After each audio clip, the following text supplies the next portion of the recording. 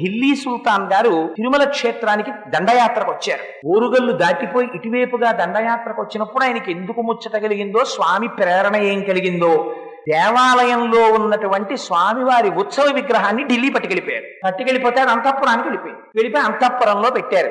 ఢిల్లీ సుల్తాన్ గారి కూతురు ఆ విగ్రహాన్ని చూసింది. ఆ తల్లికి ఏం కనపడిందో అందులో, అబ్బాయి ఎంత అందంగా ఉన్నాడో, స్వామిని రోజు మహమ్మదీయ కుటుంబంలో జన్మించిన జన్మ కారణం కాదండి. ఏమో ఒక్కొక్కసారి ఉంటారు, ఎవరిని పడితే వారిని కేవలం జన్మ చేత మతం చేత మనం నిర్ణయించలేము. అదిగో ఆనాడు ఆ ఢిల్లీ సుల్తాన్ గారి కుమార్తె అయినటువంటి బీబీ, ఆవిడ మోహించింది స్వామిని చూసి. ఆయనని తన భర్తగా భావించి సేవలు చేసింది. భగవద్ రామానుజులకి తెలిసింది తిరునారాయణపురంలో ఉండవలసినటువంటి ఉత్సవమూర్తి ఢిల్లీ సుల్తాన్ దగ్గర ఉండిపోయారు. ఢిల్లీ వెళ్లి ఆయన సుల్తాన్ గారిని మెప్పించి ఆ ఉత్సవమూర్తిని తీసుకొచ్చేశారు. ఆ స్వామిని విడిచిపెట్టి ఉండలేకపోయింది ఆయన.